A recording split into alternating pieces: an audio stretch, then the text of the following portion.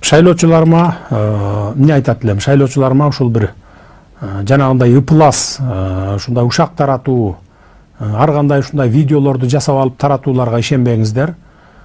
Ушу шайлоонун акырында мына өзүңүздөр көрдүңүздөр, Кытайдын шпиону дегенге чейин барып, ушундай баягы босогодон ылдыйкы деңгээлге түшүп кеткенине мен ушу өз көзүм менен көрүп, кулагым менен угуп, ушу ишене албай турам.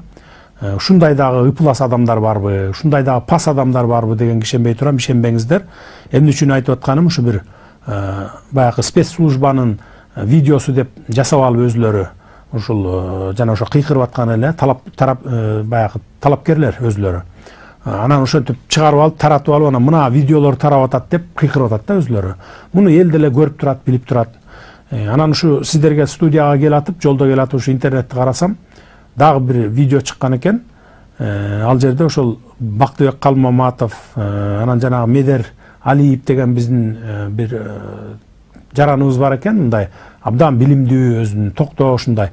Ошолордун видеосун көрүп атсам, ошолорго видеосуна, ошол Медер Алиевдин видеосуна Садыр Жапаров деген сөздү чаптаптыр, укмуш кылып чаптаптыр, баягы келиштирип туруп. Анан мен как будто ошо Бактыбек Калмаматовду заказ берип, сен ушул видеону таратып койчу, чыгарып койчу деп сурангандай кылып туруп жасаптыр да. Азыр технология баягы позволять этет да баарын деге.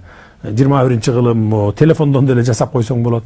Ушундай видеолорду жасап, ар кандай бир мындай бир чындыкка дал келбеген ушактарды таратып атышат. Анткени шайлоо өнөктүгү аяктап калды.